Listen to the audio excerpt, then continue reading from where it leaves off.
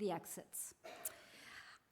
What I wanted to do is mention that we have a lot of exciting programs year-round. We have a variety of sermons week after week, of course, but we also have special programs, and I just wanted to announce a couple of them. Well, first of all, Reverend Raushenbush will be back on the 23rd of July for a sermon, so you can hear him again. And then in September, on the 16th and 17th, we have comedian Jimmy Tingle, sorry. A little different. And he's got a one-man comedy show called Humor for Humanity. And the other special program that I wanted to mention on September 20th, it's a 3-part lecture series on what some of us think is very important. It's called Cycles of Life, and it's dealing with end-of-life issues. We had a program like this last year. It was very popular, and we're going to have it again this year. Most of our events are hybrid, so that means you can come in person, visit us online. To get our latest information, please visit our website. We also have a weekly e-newsletter if you'd like to sign up for it. We're on social media, and we're happy to just make sure that you get all the information. So please check our website and visit us often. And I think, and before I wrap up, I wanted to say that we'd really hope that if you can, you consider supporting the Interfaith Alliance. We are taking a donation for them this evening, and you can also, for those of you on Zoom, if you're considering donating, or for you afterwards, you can donate online through our website or directly through their website. And with that, now I think I'm going to turn over the microphone to Anne LeClaire. Thank you very much.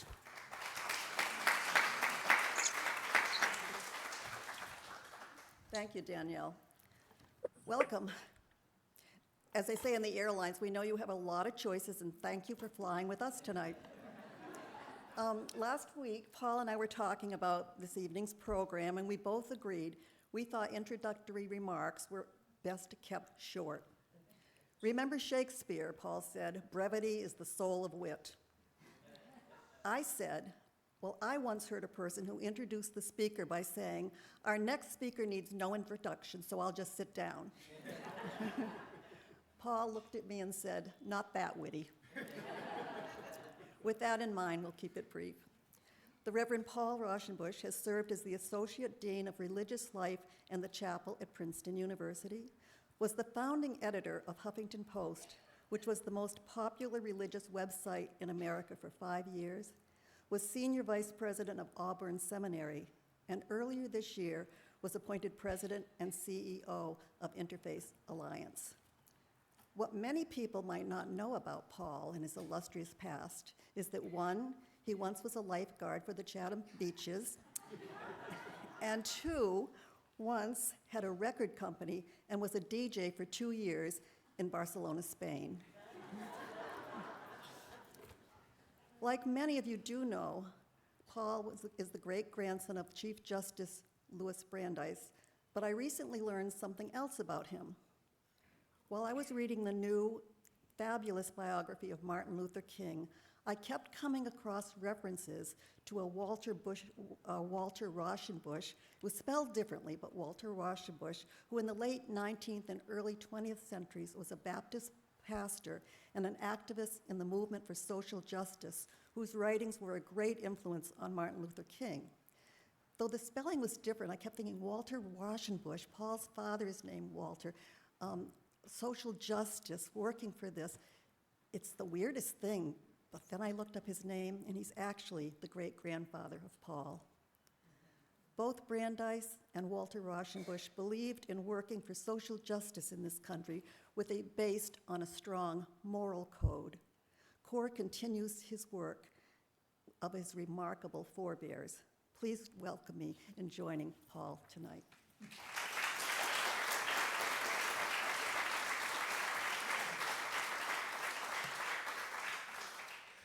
I do appreciate that the biggest gasp and appreciation was when I was a DJ and a record store owner. The rest of it was like, oh, ho-hum, but that's okay. Thank you very much, Anne. You've been a good friend to me and my family for many years, and it's an honor to be here with you, and thank you for being my conversation partner. I want to take a moment to thank everyone here who's part of the Unitarian Universalist Meeting House in Chatham for welcoming me here this evening, as well as my upcoming preaching on July 23rd, in case you didn't get enough tonight. This welcoming space is a beacon in Chatham, and I can't be in this building without remembering my mother, Mary Lou, who loved what this congregation stood for and equally loved what the thrift store downstairs contained and simply could not drive by with taking a peek and making sure there wasn't a treasure to be got. I also want to acknowledge so many friends here today. I want to start with my current intern at Interfaith Alliance, who's Jacob Buller, who is a student at Dalton in New York City and doing research on our Interfaith Alliance leadership network across the country. Thank you. He has a +2, his parents, which I'll mention, Mark and Sarah, as well as Marge, who's here with him, a friend. It's also very moving to be here with members of my family, especially Walter Raushenbush, my sister Lorraine, my brother Rick and his wife Barbara, as well as my sister Carla and partner Michael. I'm also very honored to have my 3 cousins from the Brandeis family here, Susan, Ann, and Louisa, as well as Susan's daughter Allie. I suppose I should mention that my husband Brad Gooch is also here. I would like to say that they are my cheering section, but I grew up in a family that relished debate, and so we'll see what thoughts they have, but hopefully they will be kind. I also want to make sure that I mention also Naomi Turner, who did so much to make this happen and was an amazing partner in this. Naomi, thank you so much. It was so fun to dream, and now I feel like our dreams have come true. And finally, I will, yes. And finally, I do want to thank my good friends Jamie and Stefania McLennan, who have been helped imagine this talk, who have been friends of our family back generations, literally 100 years, and they have shown immense support for me and my leadership this year as president of Interfaith Alliance. So thank you all. I'm delighted to be here. I do not come alone. I come bearing greetings from the entire staff of Interfaith Alliance in Washington, D.C., our Interfaith Alliance affiliates and network across the country. Walter Cronkite, who is the honorary chair of the Interfaith Alliance Board of Directors for over 15 years, was fond of saying that the work of Interfaith Alliance was nothing less than the preservation of democracy. And those words resonate in 2023 as much as they ever have. So I want you to know that we are in this with you in solidarity and in hope. So all of us come to this country, this moment, with a story that is our entry point for reflecting on where we have come from, where we are today, and where we hopefully can be going with insight and intention. I want to start my remarks with a bit of personal history to share with you about how I enter into this conversation about religion in America.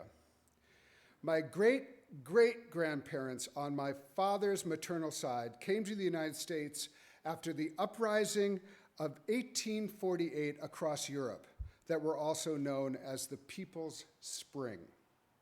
Some of my great-great-grandparents lived in Vienna, others in Prague, but all experienced the restrictions, the taxations, and the degradation that came from being Jewish in the Christian-dominated European continent. One of my Jewish ancestors was named Joseph Goldmark. He was a central figure in the revolution that took place in Vienna against the monarchy. When the uprising was successful, Joseph was part of the first Reichstag in the history of Austria that was formed with an intent to represent the people. The government only lasted for 18 months before it was dissolved when the monarchy was restored to power, and Joseph was forced to flee as a fugitive to America. But during that brief time, they passed several groundbreaking laws that included freedom for the serfs, freedom of the press and the arts, as well as lifting the restrictions on the Jews. Unfortunately, when the People's Spring was crushed, the laws protecting Jews were quickly nullified, and retribution in Vienna and Prague and across Europe against all those who had participated in the uprising was severe, and in many cases specifically targeted the Jews who had taken part. So Goldmark, along with my other ancestors from the Dembitz, Whaley, and Brandeis families, picked up their lives and moved to America. And arriving on these shores, my ancestors experienced freedom previously unimagined for them, a place where they could have dignity for who they were, no matter what religious background they came from. The freedom of religion was truly amazing for them, and they wrote back to their family members in Europe expressing their love of their new country. Now, some of you may still be asking how these Jews had a descendant who is a reverend, and we will save that story maybe for later. But the important point is that the freedom my ancestors experienced was not an accident. The founders of America were thoughtful and intentional about the role that religion would play in the country, and they inscribed that intention in the First Amendment. Congress shall make no law respecting an establishment of religion or prohibiting the free exercise thereof. It simply could not be clearer.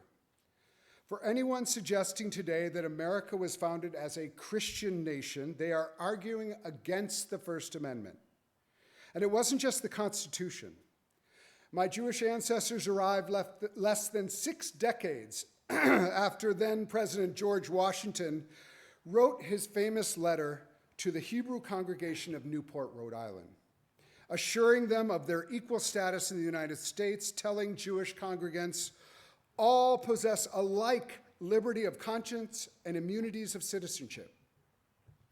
It is now no more that tolerance is spoken of, as if it was by the indulgence of one class of people that another enjoyed the exercise of their inherent natural rights. For happily, the government of the United States give to bigotry no sanction, to persecution no assistance. And if we needed more proof that the founders did not intend the United States to be a Christian nation, the Treaty of Tripoli makes it explicit. Now, hands up, who has heard of the Treaty of Tripoli? Smattering, but important. This was written by George Washington in 1796 to avoid war with Muslim nations over trade. The treaty was written by George Washington, signed by John Adams, and ratified unanimously by the Senate that was still half filled with signers of the Constitution.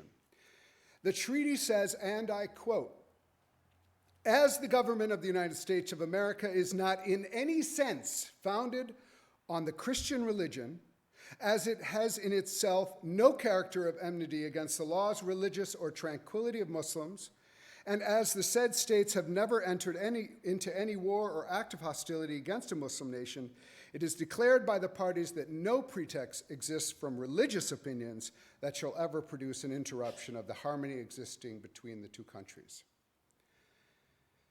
Thomas Jefferson, the third president of the United States, reinforced the First Amendment and coined the phrase, the separation of church and state, and showed his comfort with diverse religion America by quipping, "It does me no injury for my neighbor to believe in 20 gods or no God. It neither picks my pocket nor breaks my leg." I mention these examples because the next time someone says to you that America was founded as a Christian nation, they are factually incorrect and intentionally misleading, rewriting history and attempting to superimpose a religious hierarchy onto a country that was founded intentionally to do just the opposite. I have a podcast called State of Belief. Shameless plug. And this week I'm featuring Princeton historian Kevin Cruz, who explains, quote, "Despite the founders' intent, later generations of Christians began to assert that the country they created was indeed Christian." Now, claims of being a Christian nation have also come with an implicit white supremacy that really translates a Christian nation to a white Protestant nation. My family experienced freedom in their new country in part because in the mid-19th century, Jews of Northern Europe were granted temporary status as white. However, the reality that they confronted was that a large portion of the population that was not white was also not free and not considered American. The brutal institution of slavery that had been part of the same country that has espoused the value of freedom since its inception, just a few years after my ancestors arrived, the Supreme Court decided in the odious Dred Scott case that upheld slavery and further ruled that because Mr. Scott was of African descent, he could not be a citizen and therefore had no right to sue. The toxic mix of racism and religious bigotry was apparent in the 1920s when the Ku Klux Klan marched 50,000 strong down the streets of Washington, D.C., against the full rights of Black Americans, Jews, and Catholics, explicitly threatening violence against them. In the 1920s, laws were passed to restrict immigration through a quota system that promoted immigration from Western and Northern European countries and to keep out perceived dangerous influences of Catholics and Jews from Eastern and Southern Europe. These laws were also used to restrict Muslim and Hindu populations from the Middle East and South Asia that had been growing in the country. Again, the aim was both to restrict non-white races as well as non-Christian religions. Also in the 1920s, the so-called prerequisite cases decided by the Supreme Court denied citizenship rights to a Japanese petitioner and a South Asian petitioner on the grounds that they were not white. A few decades later, in response to the perceived threat of atheist communism, the phrases "one nation under God" and "in God we trust" were introduced into the common language of America. And in 1949, and again in 1954, the National Association of Evangelicals proposed a constitutional amendment to put God and Jesus in the nation's constitution. And it is worth noting, they were defeated by a coalition of Christian and Jewish groups. The effort to put God and Jesus in the Constitution only further underscores the fact that those words are not there to begin with, intentionally left out in order to avoid exactly what more recent Christians have tried to impose. And here's another point that is far too obvious, but still needs to be made. Religion is too often used for terrible ends. A powerful strand of religion was instrumental in undergirding slavery. Religion professor Harry Stout of Yale University wrote, "White Christians in the South didn't just support slavery. The Southern Church was the backbone of the Confederacy and its attempt to keep African Americans in bondage. Southern clergy had no doubt that slavery was not a sin." This support of white supremacy and oppression of Black Americans continued after emancipation, through Jim Crow, the battle over civil rights, and continues on today. Religion claims from the 1600s were also inherent in the doctrine of discovery, used to legitimate the abrogation of rights and taking of lands of indigenous people, and for the last 4 centuries, and which was renounced by Pope Francis just this year. The examples of religious support for slavery and continued support of racism is just a necessary reminder that while freedom of religion is important, religion itself is not de facto good. So when we talk about freedom of religion, we have to pointedly ask, whose religion and whose freedom? The language of the First Amendment makes clear that the freedom to believe as we choose is unalienable, but it is not unlimited. This freedom of conscience to believe what we want exists side by side with civil rights that ensure that every one of us can engage in our democracy with equal dignity. How we engage with one another is perhaps summed up by the legal truism, "Your freedom to swing your fist ends where my nose begins." The tension between religion and democracy has been present since the inception of our nation, and it has not gone away. In our time, Christian nationalism is attacking the principles of religious freedom that America was founded upon and represents an existential threat to our democracy. Christian nationalists revel in denying history and proclaiming our country a Christian nation that they conveniently make in their own image. They are determined to impose the imprimatur of their narrow faith tradition upon the laws of the land using the power of the courts and government. And perhaps most dangerous of all, they use the rhetoric of a Christian nation with its underpinning of white supremacy, xenophobia, patriarchy, and authoritarianism to dictate who is a true American and who will be relegated to perennial outside status to be tolerated in just such a manner that George Washington declared should never happen. The goal of Christian nationalism is the establishment of a theocracy. As Catherine Stewart explained on my podcast, State of Belief, I swear that's the last time I'll do it. She said, and she is the leading expert on Christian nationalism, Christian nationalism is an ideology. It is a political movement and a quest for power. Unfortunately, Christian nationalism is not relegated to the shadowed corners of our country. A poll recently released by Public Religion Research Institute and Brookings indicates that close to 30% of Americans are either adherents or sympathetic to Christian nationalism, and that among white evangelical Protestant, that number jumps to nearly 2/3.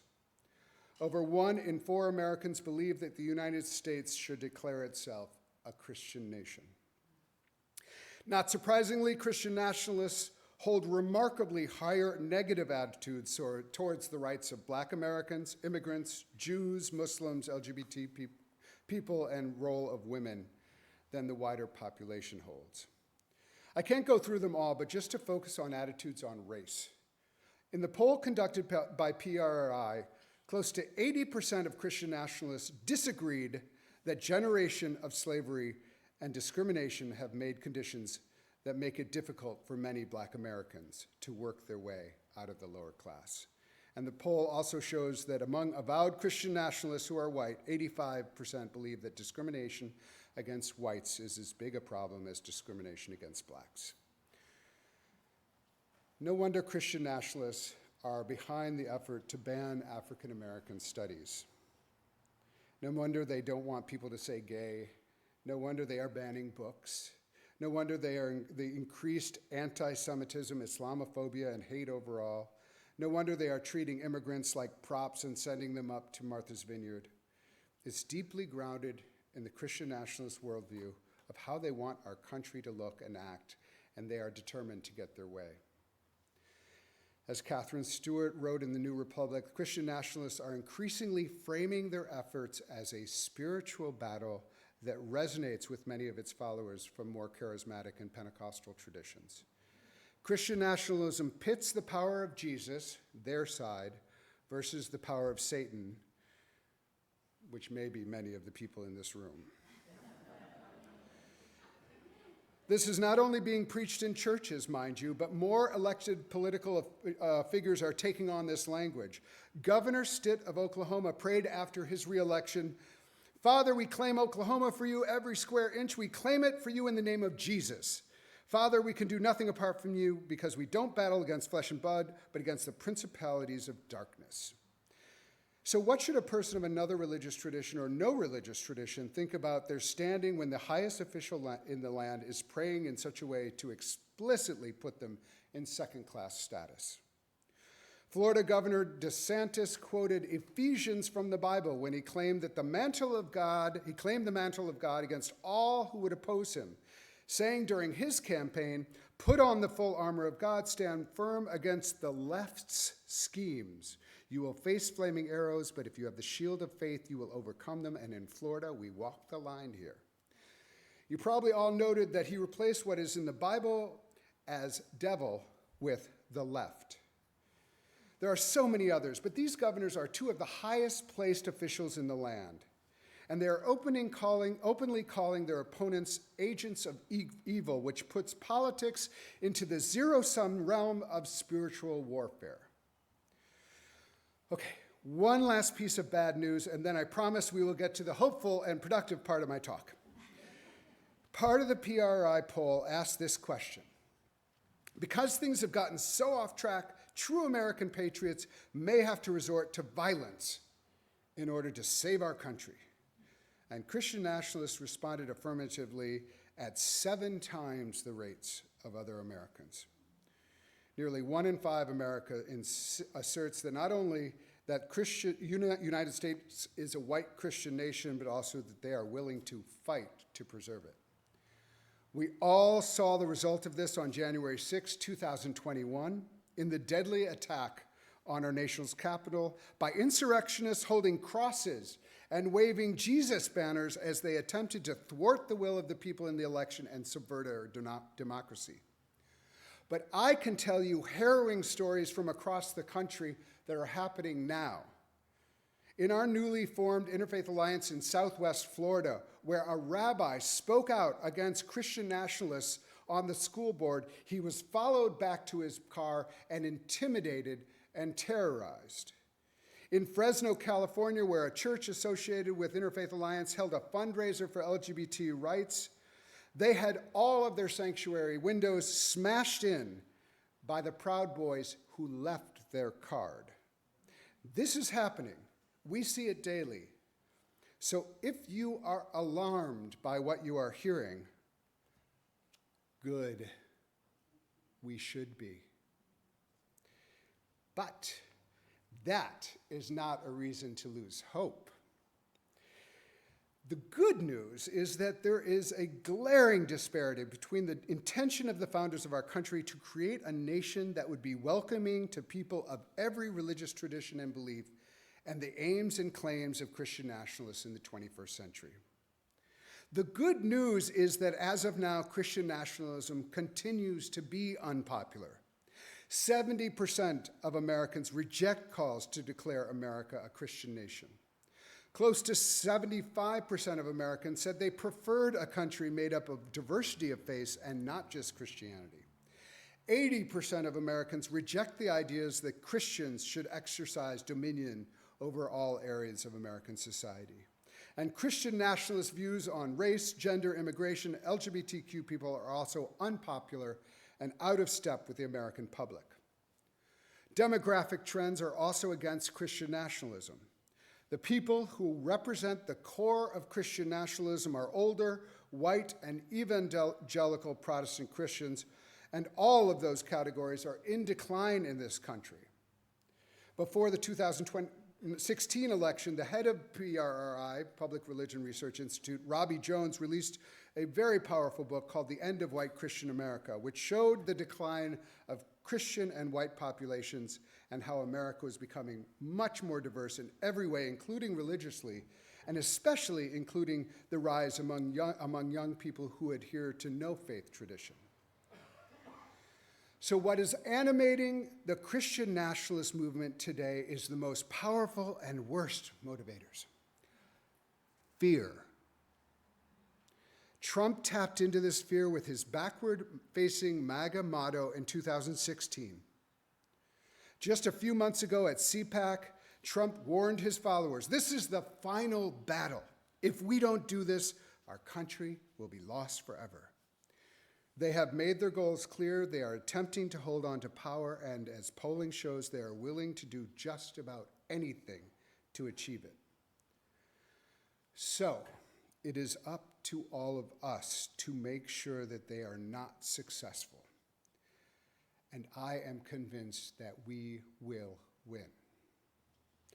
I recently asked Rabbi Sandra Lawson, a black, queer Jewish woman, what gives her hope in the face of her life lived at the intersection of so many identities that are under attack in America. She said to me, Paul, we've already won.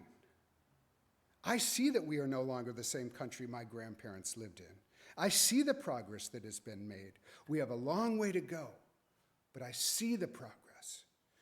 I was shocked by her resilience and positive worldview. But this was reinforced by another powerful black civic leader named Eric Ward, who told me, okay, last time on my podcast, that's going to be the only thing anybody remembers from this talk. The biggest myth that the white nationalist movement and the Christian nationalists want us to believe is that we're losing. But the truth is, we're not here because we're losing. We're here because the civil rights movement was actually victorious.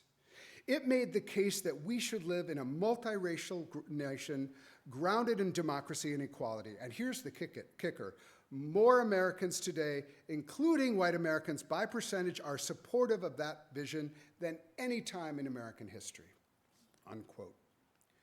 If we stand together, we can declare victory and refuse to lose.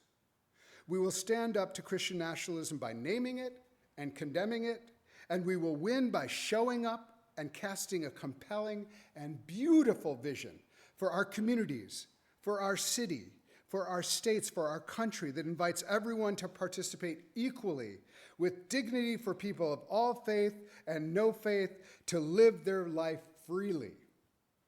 Together, we will celebrate an inclusive understanding of religious freedom and demand that our religious, moral, and ethical commitments around racial equity, marriage equality, the freedom of women, and public schools deserves equal treatment to those who claim the mantle of religion but mean it to benefit the few. We will support the right that, yes, anyone can believe what they want, but it doesn't mean they can do anything they want. Their right to swing their fist or their faith ends where our noses or our precious lives begin. Interfaith Alliance was formed almost 30 years ago specifically to counteract the outsized influence of the Christian coalition and the misnamed moral majority, the Christian right that claimed to represent the religious perspective and attempted to impose their vision on the rest of America. Since that time, we have worked with people of over 75 different faith traditions, as well as secular and humanist groups, to offer an alternative vision of how an inclusive religious freedom can benefit all in a diverse democracy. A recent example was in the fight for marriage equality in Washington, where Interfaith Alliance helped to build a large coalition of religious groups who proclaimed that marriage equality was part of our faith tradition, our faith commitment, and that we all deserve the right to love whom we choose. We specifically mobilized around the religious freedom amendments that were proposed by the bill's bipartisan sponsors, Senator Baldwin and Collins, and gathered support from many of the major religious traditions, including the Sikh community that came out for the first time for marriage equality. Senator Dick Durbin responded to claims from right-wing Christian groups that marriage equality was anti-religious freedom by recognizing our letter as proof of the wide coalition of faith communities that more closely represent the will of American people. This is just one example of proactive mobilization that can and must happen across the country to defeat Christian nationalism. Part of the reason the Respect for Marriage Act was important as a piece of legislation is that it's clear that the Supreme Court, with an activist majority, cannot be relied upon to protect a diverse democracy. We have to show up at the school board, at the voting booth, and in our civic and religious spaces and insist that America is for all of us, not just for some of us. We have to widen the circle of people who count in America, not restrict it. We cannot let anyone flatten the moral arc of the universe. I am a religious person, a pastor, and I reject Christian nationalism because it corrupts my Christian faith and preaches a false gospel of bigotry. I am an American who loves my country and is grateful to this country for the safe haven it offered my family 175 years ago. And I love my country enough to want us to recognize our past, repair what has been harmed, and commit to a future of America being a place of freedom for all America, for all people. I want to show up to defeat Christian nationalism by showing a wide inclusion and being led by a love,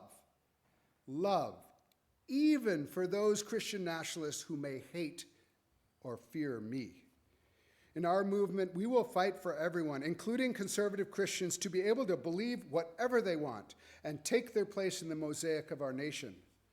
It is part of the definition of a democracy that we will live our lives alongside people with whom we will disagree. My deepest prayer is that we can invite people who think that Christian nationalism is the way they have to live out their Christian faith to join us in a wider circle of people of faith and belief who truly want to live side by side with one another with mutual respect and understanding.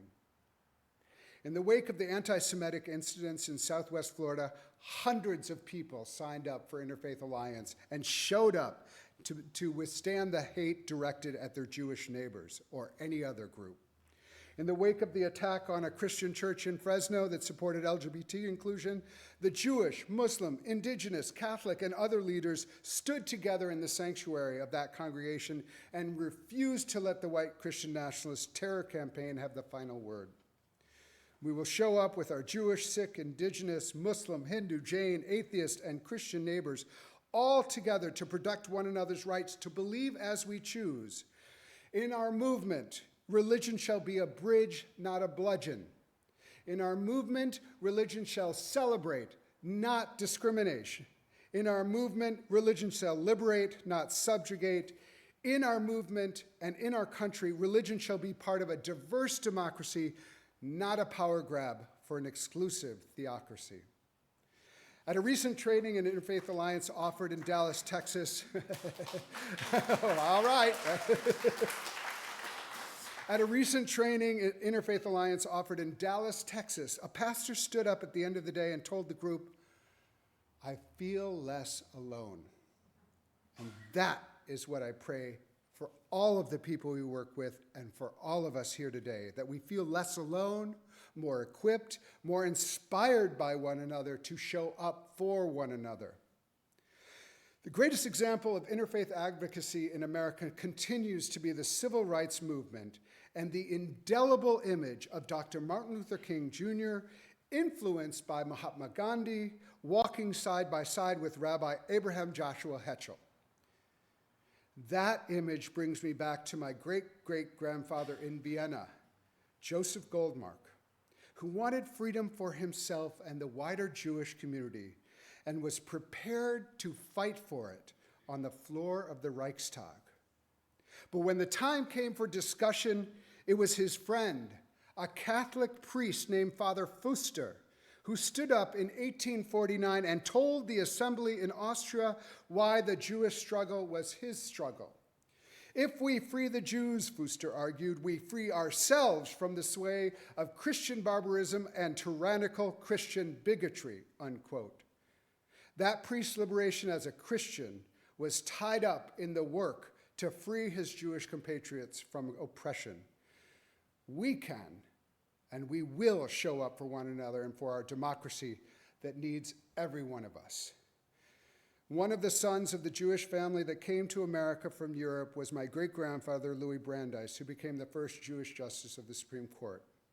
And while he had much to say about the power of the courts and politicians, his more sincere belief was encapsulated in this quote: "The most important political office is that of the private citizen."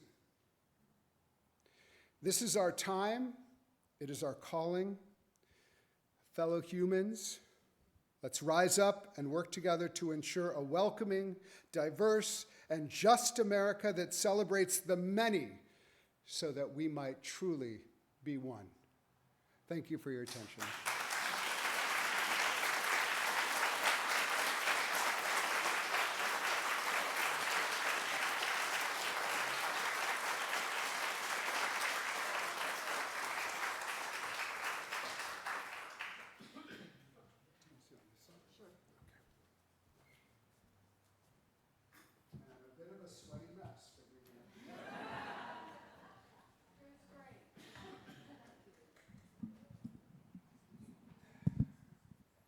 this on? Yes.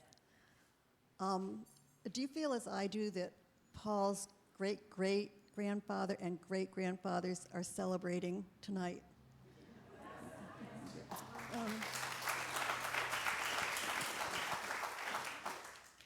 I want to thank you on behalf of all of us for that, and especially for the reasoned intelligence of your talk and the tone of it. I recently had an occasion to hear the first taped debate between Kennedy and Nixon in the presidential election, and I was struck with today's sensibility how we know the rancor between the two men, how reasoned it was, how on point it was, how they answered the questions, and there were no personal attacks. I was telling my friend Sharon about this, and she said, do you think we can ever get back to that, where political discourse is civil and listening to each other? So, Paul, do you think we can get back to that? And if so, how do we do it? I will say that I think we can only be responsible for ourselves, and that we can try as much as possible to speak clearly, to be civil, to be forthright. I am worried that there is right now, somewhat differently than when Kennedy and Nixon were having their conversation, really different realities that are at work, almost as much as anything else. I mean, there is an extraordinary amount of disinformation out there that people are digesting, and it is causing a lot of rancor. It's on both sides, but it's actually like verifiably, you know, as demonstrated by the unwillingness to accept the 2020 election. I think we have to acknowledge that there is, we are up against a different kind of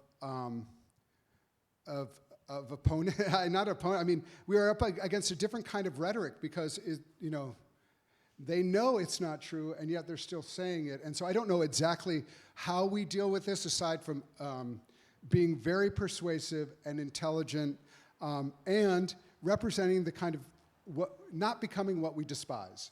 And I think that it's very, so your point is well taken, and it's hard to remember because there's, I will say, like, you know, there's moments where I feel I feel under attack personally, and my family, and so I'm trying to figure out, like, how do I move my fist to an open hand, and that's about a spiritual discipline. I'll be speaking about it on the 23rd. But it is. I think we have a lot of work to do, but we also should not overestimate the power of civility in the moment that we're in. Okay, so I came across an essay that you'd written for the HuffPost 9 years ago, and it was what my 50-year-old self would tell my 25-year-old self. And one entry read... It's what my 25-year-old self would tell my 50-year-old self. Oh, it was? Yeah. Wait a minute. No, I don't think so. But, but you wrote it. Who am I? Why am I arguing with you? Okay, because...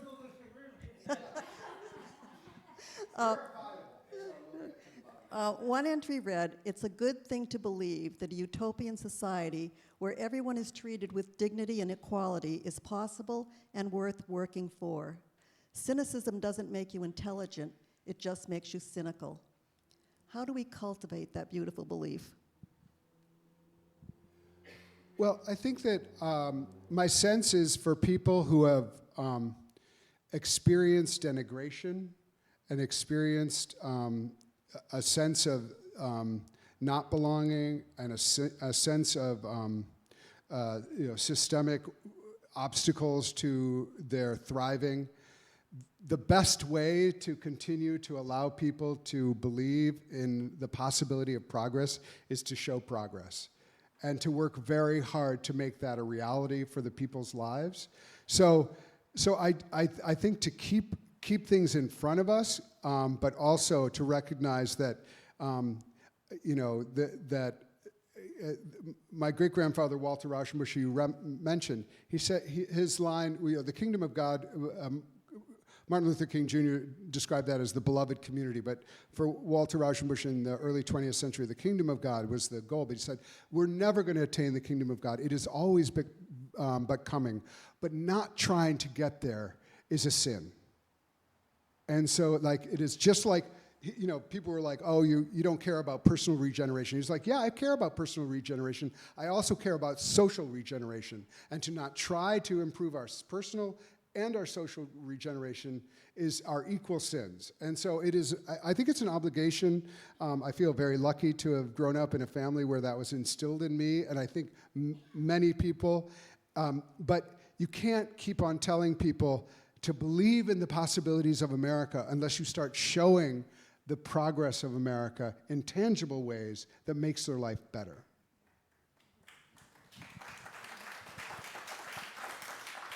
I think I need you on speed dial. Check in every day. Remind me again, Paul. So a large part of this I'm sorry, what? Oh. She said, just listen to the podcast.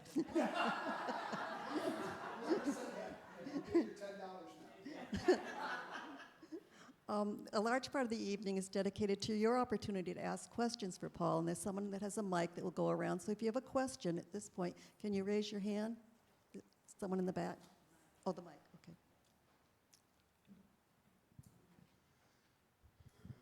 You can also ask questions of Anne. Hi, Paul. I'm Jenny. I'm a member of this church. Glad you're here. My question is what would you recommend how can spiritual leaders, religious leaders, help to shift the Supreme Court? And my feeling is actually there's a couple of them up there that have some history, speaking of Kavanaugh, that didn't get explored expertly. And there seems to be something we can do to shift that influential democratic piece that hasn't been done yet. What do you think about that?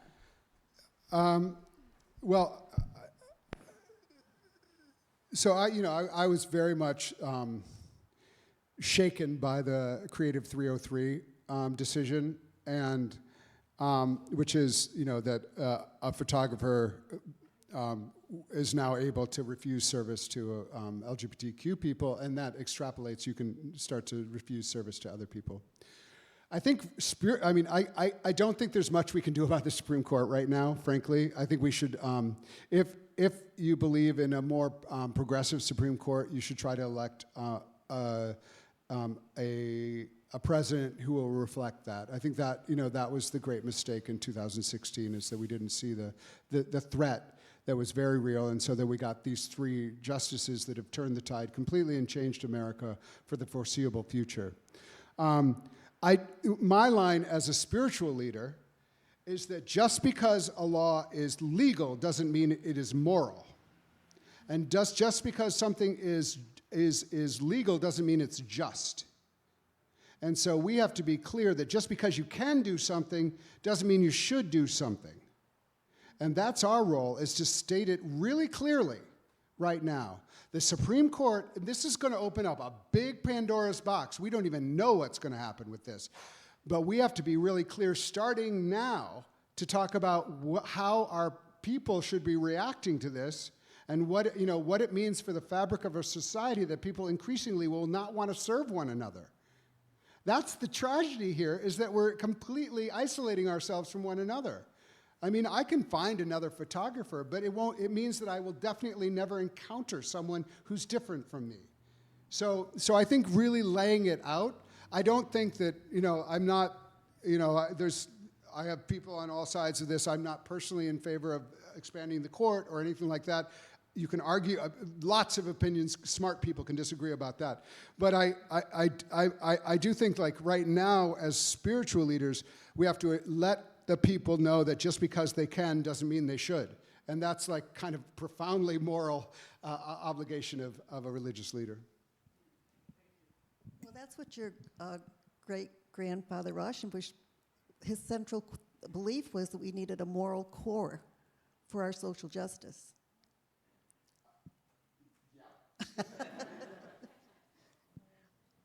Other questions? Yeah, Paul, you had mentioned a couple of intriguing ideas that capture my attention, and that is, first is, you talked about Christian nationalists having fears. They're motivated by fear. I hope I'm not misquoting you, but you mentioned that was part of their motive. And another thing you mentioned was, how do you go from the fist to the open hand? And I'm wondering if it's possible to identify some of the fears of the Christian nationalists and address them in a way that does open the hand. Do you have any, can you shed any light on that? Yeah, I think that, you know, the statistics, and it's worth looking at, there were a lot of articles about this, this polling, and there's been other polling done about Christian nationalism, but I think there's a lot of people who kind of think that the right thing to do as a Christian or as American is to be support. I'm a Christian and I'm American. I'll support Christian. I'll support like this being a Christian nation, and I'll like wrap myself in the flag. And I think it's really important that we don't cede either of those spaces and invite people and say, what does being an American mean to you? Like, invite curiosity, invite conversation. As if you can find yourself in that situation, a lot of Christian nationalists who are working under that title are not at all interested in that conversation. They're using it as a cover. Proud Boys, for instance, call themselves Christian nationalists. They're not Christian at all, and they don't even pretend to be. They just view that as a rallying cry. But if you can find ways, and I think there are ways, and I think, bridge building is its own discipline. It's an important discipline. It's not the only approach to this moment, but there are moments like, how can we talk to one another? How can we learn? How can your fears be allayed by hearing my perspective that isn't attacking you, but imagining a future together? So I think that is absolutely possible. I think there is a very powerful percentage of people who are not interested in that conversation at all. And they are mobilized, and they are organized, and they are extremely well funded. And they're after, the prize is to become a theocracy. They are very explicit about that. So those are the people who I think we need to organize kind of to counteract their power. But then there is a whole nother swath who are just trying to be, live out their faith in the way that they think they're supposed to, and live out being American the way they're supposed to. And there, I think there are major possibilities. And I encourage people who have a heart for that kind of work to make it your mission to find them, because I'm sure they're here in Chatham. I mean, good people who are just think, oh, maybe this is what I should be. So I think I applaud that effort as well.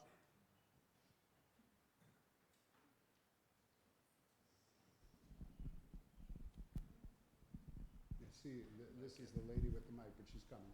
Thank you. I want to applaud you for getting political, because my wife and my family tell me when I go out socially not to get political.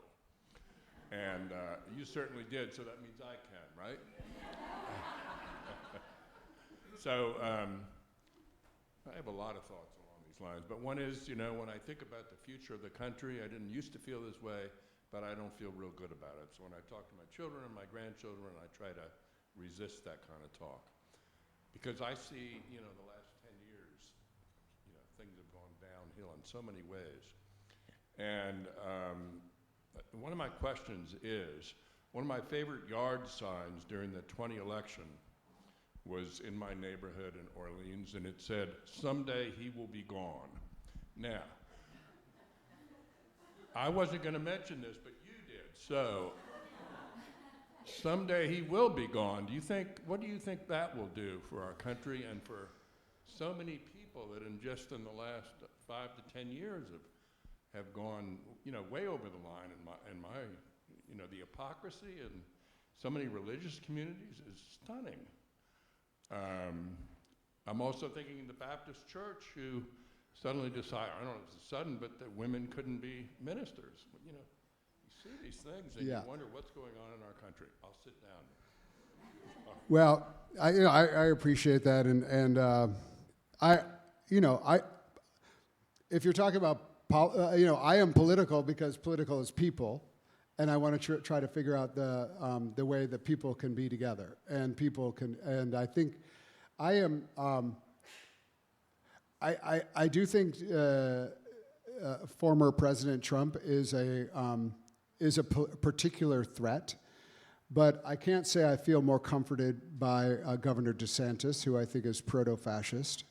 And I don't use that term lightly. I mean, he is using the power of government to impose a specific will on the people. And I think people are waking up. It's like, oh, wait a second, we didn't, But, I don't think, I guess my biggest feeling is I don't right now have the luxury to feel defeatist. And I do think the demographics, and the vision is on our side. And I just invite us to be bold about sharing that vision, which is really for everyone, including conservative Americans who have their own conservative values. I mean, there are people in my life who hold those, and I'm not trying to push anyone to the side. So I think that I don't know, like I should put $100 in my own, like. Every time I mention podcast. But I do finish every interview with everybody. I say, what gives you hope? And there is an incredible upsurge of amazing young people in this country. We used to bemoan the young people. Oh, no. I tell you, my nieces and nephews are insanely cool, insanely smart, insanely dedicated to the world that they want to live in, and I just feel so hopeful. Like it's just I'll just use myself as an example. I have a husband with 2 kids, with 2 boys. We were raising our family, and my nieces and nephews, for them it's all they've ever known, and they are going to fight tooth and nail to make sure that I can live well, and that no one's going to come for me. They will. I really feel that they will have to come through my nieces and nephews to come to us. And this is a wonderful feeling. And even the fact of my family wasn't possible just 6 years ago. We just got the right to be married. So let's find the places where we can see what happened. And the way it's going to happen is people are going to get close to people. The way gay rights happened, marriage equality happened, is more people started to get to know gay people, and they started to say, oh, that's not a problem. I mean, it's the demonization of what we don't know. So let's try to know one another and find hope in that and showing up for one another. And the best way to get hope is to show up. And I think that's what we're seeing.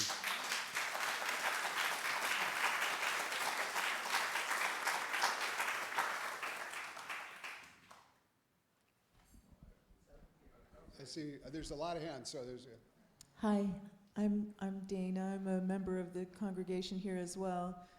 And thank you. Just wonderful, your speech. I stand with a little bit of trepidation because as a long-standing, several generations Unitarian, and my family's been Democratic and liberal for many generations as well, I want to talk about, or just raise a little awareness about how our own, and I'd say a lot of the people here are probably liberal on some level. It's frightening for me to talk about some of my own beliefs with other people here, or other people in our Democratic or liberal party. Can't raise questions without feeling like I'll be disrespected or shunned. What's going on? What's going on? How are we going to unite our nation if we can't even talk to one another and just listen? So I agree with what you said about being able to speak with people who are very, very far apart from us. But also, I think we should consider being a little more open with issues that aren't that far. You know, Well, I do think, one of the opportunities of having a congregation, I happen to, we are raising our kids in the church, and I like that. I do think the possibilities of a congregation are the skill building of conversation, and the skill building of listening, and the skill building of curiosity, which are the great builders of community and the great builders of trust and intimacy in the best way. And so, I can't speak exactly to what you're talking about, but I can say that, my hope is that any congregation views its part of its responsibility as opening up people's hearts to one another and giving them the tools to do that work. And that's one of the great privileges of my life was to interview Representative John Lewis, who was talking to me about how he went, before anyone went out on an action, they got trained in nonviolence. They got trained, and they couldn't just go out because they needed the discipline of nonviolence. And so I use that as an example of, like, these spiritual skills aren't necessarily natural to everyone. We can learn them. And so I just invite us to imagine ourselves learning those skills and being open to opportunities to learn those skills. I see some more hands.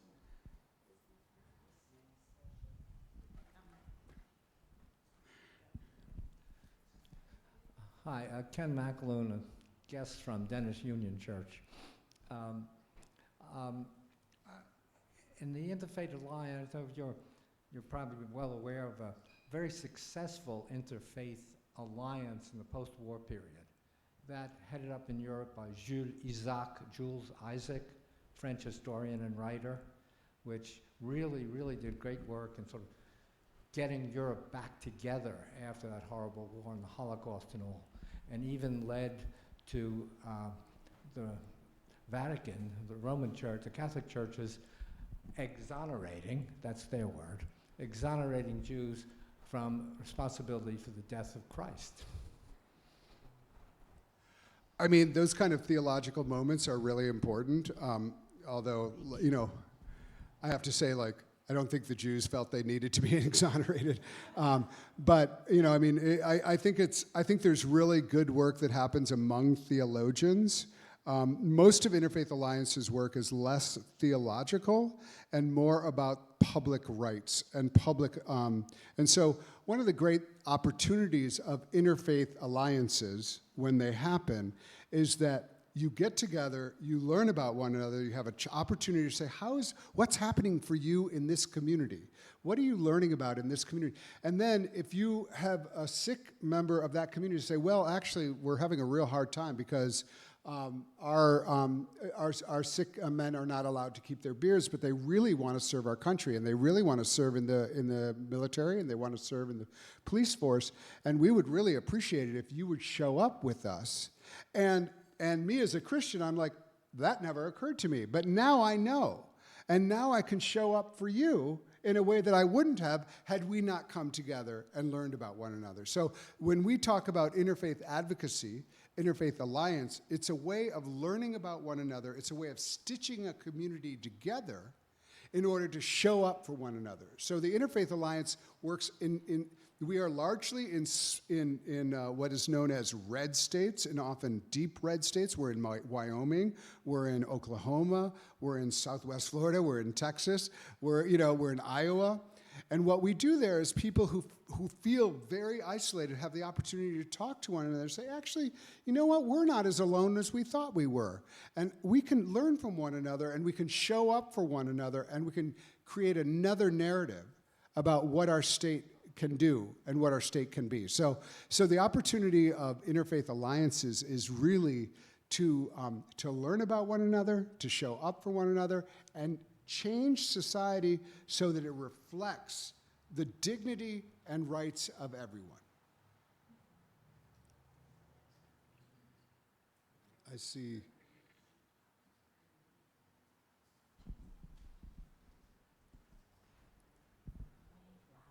I see, yeah, this fellow down here has been very patient. So we'll make not yet, but you have to be more patient. We talked about spiritual discipline. You're gonna be, Excuse me. My name's Evan Howard. My wife and I are soon to become members of this congregation. I'll make it brief.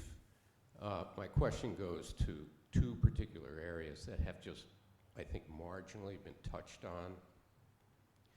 The first has to do with economics and the economic disparity between socioeconomic strata in this country. It's growing more disparaging, which is precluding certain classes of people from having opportunities for education, enlightenment, religious pursuit. And the other area that I'm particularly concerned about is what appears to be the ever-increasing institutionalization of discrimination and favoritism amongst classes within this country.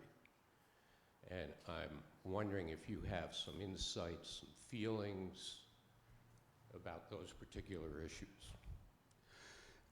So Interfaith Alliance is not like primarily around class or poverty, but if you're truly doing interfaith alliances, you will be in community with religious communities that are facing hardship because of socioeconomic obstacles, including schools.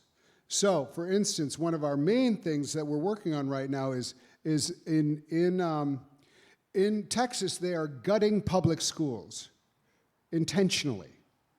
And that creates a great obstacle for many communities that rely on public schools.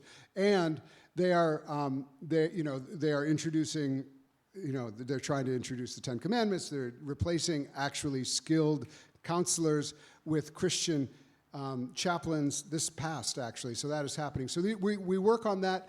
And our Interfaith Alliances, for instance, in Iowa, works very hard on economic issues, and they work on medical things. So as a national group, we are in alliance with many organizations.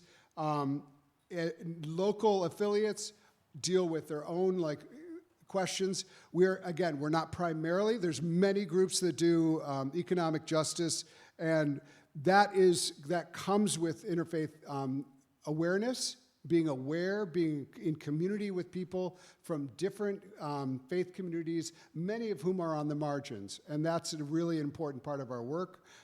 So I do think, if I put on another hat, I say it's the greatest problem we probably face as a country, is just this widening economic disparity, which is very hard to see, especially given that there's an attempt to gut many of the social programs right now. My family was very involved in the creation of unemployment compensation that was part of the 35 Social Security Act.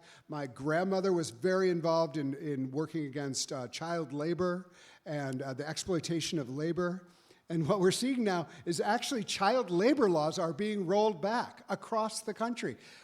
Who would have thought it? I thought didn't we all just agree that child labor was bad? But apparently not. So I think it's very important for us to be aware of this and be super recognize that, I'm going to do it again, but I don't care. At this point, I don't care.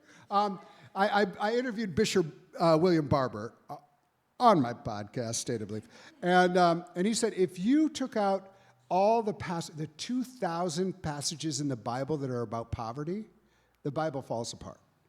And I think we have to recognize that in many of our traditions, it is a mandate to help the poor, and to figure out an economic system that benefits all. So Stefania, and then very patient gentleman.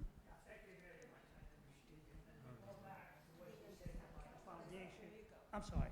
Go back to the foundation of this nation. Jefferson himself was very strong against integration of religion and politics.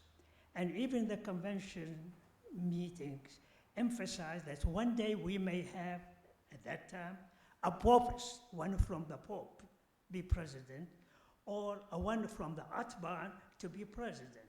He has a very good vision of that. The reality that America is based on diversity and acceptance of different faiths. I am a Muslim, by the way. Did I scare you? I'm the only Muslim probably in China. Yeah, so I have seen a lot of discrimination against Muslim, Jews, black, and other things. The most important thing really we must recognize that some people do not really think rationally about their role as citizen of this country. They don't argue with you, they shout at you, they're angry at you. And this is always, I have a very good quotation from the Washington Post. When you open the Washington Post, it says, democracy dies in darkness. This is a great thing. We have to open the dialogue between different people, different races, different level of education, and people of different faiths. I really, last night with the 4th of July, almost I cried. When I saw in Washington, D.C., the 4th of July celebration, kids playing, joking, enjoying the celebration, what come to me, how many kids we lost, they could have been with us now. That is a problem really we have to face. And I do not undermine what we're going through of anger, segregation, and no rational decision to make policy. And all of you ask you, you got to be very active in politics. Mussolini, the former president of Italy, said democracy, fascism go through a crack in the window. And this is exactly what happened at the present time. Trump got elected because he falsified facts. He lost the election, he falsified the fact. He will continue to rely on people who would support him. And thank you very much. Yeah. Well, I do think that the quote that I offered from Brandeis around the role of the citizen being the most important political office of in America, I think is really important. It speaks to that. Like, we all have a role to play. We can't wait for others to do it. We all have to show up as best we can. Stefania. On that note, apart from your blog, we have a little town here of Chatham, and we spread the kind of work that Interfaith is doing through the churches. I mean, is Interfaith talking to different communities, different spiritual communities? Yeah, I mean, in fact, I will say Unitarian churches, we are very connected with Unitarian churches, but we also are in community with the Sikh Coalition, the Muslim Public Advocacy, with all of the major Christian denominations, all of the Jewish so we work at the national level, and then local interfaith alliances are across the country. If anybody wants to start an Interfaith Alliance of Cape Cod, I would be delighted to help you. But in the meantime, I really hope that all of you will sign up for our mailing list, because what we're doing right now is we are going to be sending out ways that you can be active in your own community. We are going to be sending out mobilization, how you can show up, information about what's coming up. If you can be on our mailing list, you can learn about what we're doing, and then you can contact us and say, hey, we'd like for you to come and do an Interfaith Alliance training here. I mean, we do trainings on combating anti-Semitism in your local community. We were part of I'm proud to say we were part of the Biden White House's mobilization against anti-Semitism, Interfaith Alliance was actually one of the organizations that they highlighted because we have our new combating anti-Semitism in your own community. We have a mobilization against hate in your community, which is more broad, but it includes around Muslims. Interfaith advocacy, combating hate online. So we do a lot of things which are ways that you can tie in, but mostly we'd like to be connected with you. We'd like to find ways to be in communication with you. And if any of you would like to support Interfaith Alliance, I'd love to talk to you about it, because this is a moment where we are making decisions on how we deal with the next 18 months. And if any of you can offer financial support or know people who can offer financial support, we would greatly appreciate it. It will make a huge difference, and your dollars will be very well tended. I can guarantee you that. I just very briefly, I understand you have a podcast. I'm so glad you asked about that. Yes. Oh, did I mention my podcast? Oh, you heard about it. Yeah, it's very famous. It's called The State of Belief. And I will say, it's been around since 2006.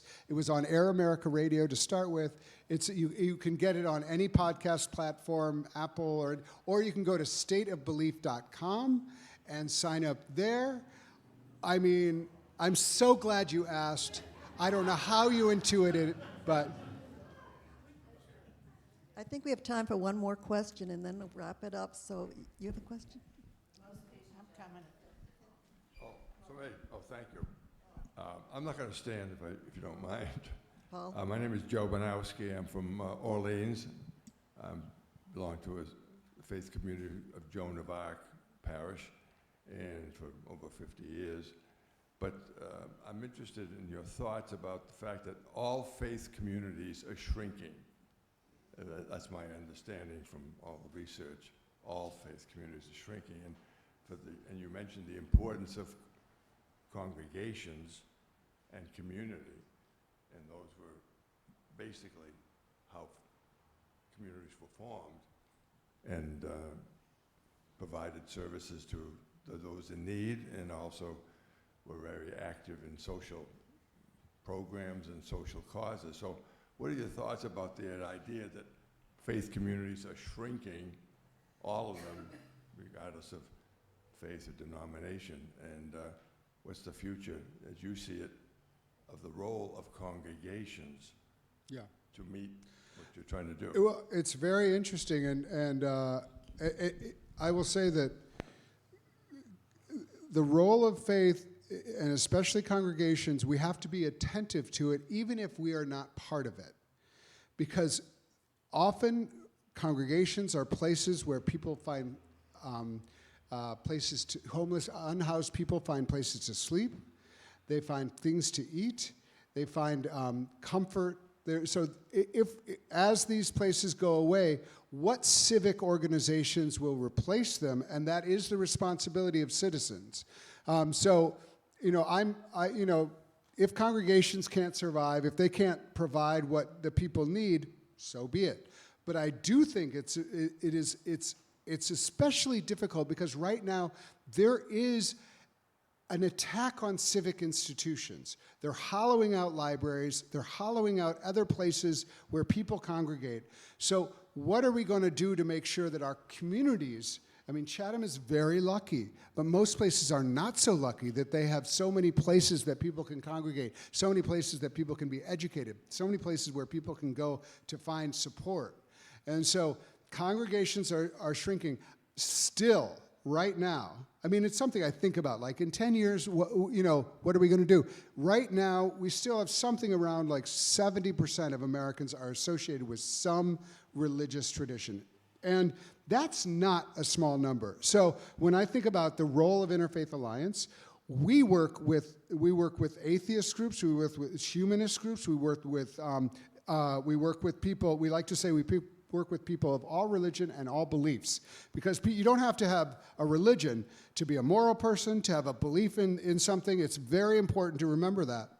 But right now, it's also important to remember that congregations have a specific ability to mobilize people, to be a place where people can learn about issues, and be a place where people can congregate. And also learn these spiritual disciplines that are so needed for right now. So for right now, it's still very important for us to have a strategy with congregations while recognizing that many of the people who we want to be in community with are not showing up there. So how do we also show up with them? Our email list is probably at least 10%, maybe 20% now, humanist, atheists, agnostics, but who like what we're saying, like our vision of inclusion, and want to be a part of it. To say thank you seems insufficient, but it's all I have, so I will say thank you very much, Bob.